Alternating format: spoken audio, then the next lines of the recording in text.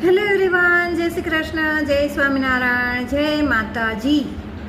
આજે તમને બધાને મારી લાઈફની વાત કરવી છે કે તમારા બધા સાથે આવું થાય છે કે નહીં. તમે લોકો પણ મને કહેજો.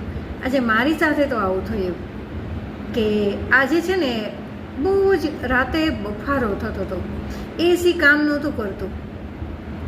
મને થયું કે કદાચ એસી બંધ છે, કદાચ બારણું બંધ છે, ખુલ્લું છે, કેમ આટલી ગરમી થાય છે. મેં બધું તપાસ્યું પણ બધું બરાબર હતું.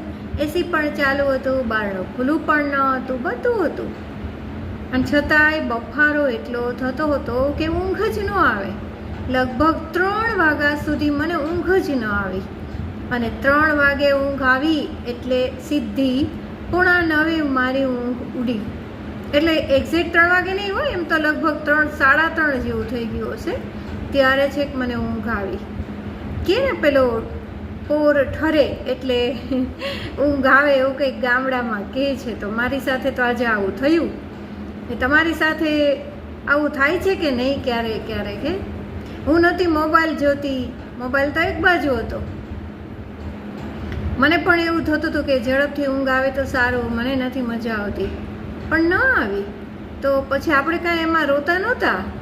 આપણે તો મસ્ત મજાનું કાલનું કામ છે ને એ આજે કર્યું કે રાત્રે 2 વાગે મેં સત્સંગ દીક્ષાનો આજનો જ પાઠ શરૂ કર્યો કે એટલા આપણે કદાચ મોડું ઉઠાય છે, ઊંઘ ઉડે નહીં તો એટલું રહી ન જાય, એટલે એનો સદુપયોગ કર્યો. કહેવાય ને સમયનો સદુપયોગ.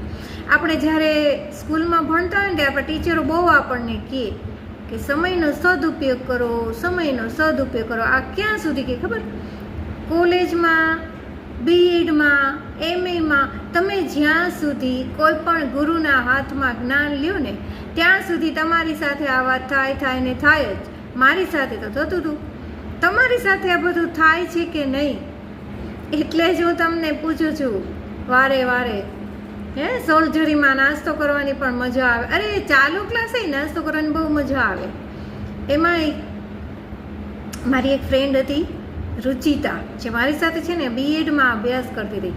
અને રુચિતાને જ્યારે આમ એટલે કાંઈ અમે ચણા ને મમરા એવું ન ખાય, એ ચોકલેટ છે કે કોઈ આમળા છે, આવું કંઈક છાનું મૂનું ક્લાસ ચાલુ હોય ને ત્યારે મને રુચિતા મોઢામાં આપતી. રુચિતા કાંઈ મારી જેમ નહોતી, રુચિતા તો નોર્મલ હતી, આ રીતે મોઢામાં આપી દેતી અને મસ્ત મજા કરતા ખરેખર અમે.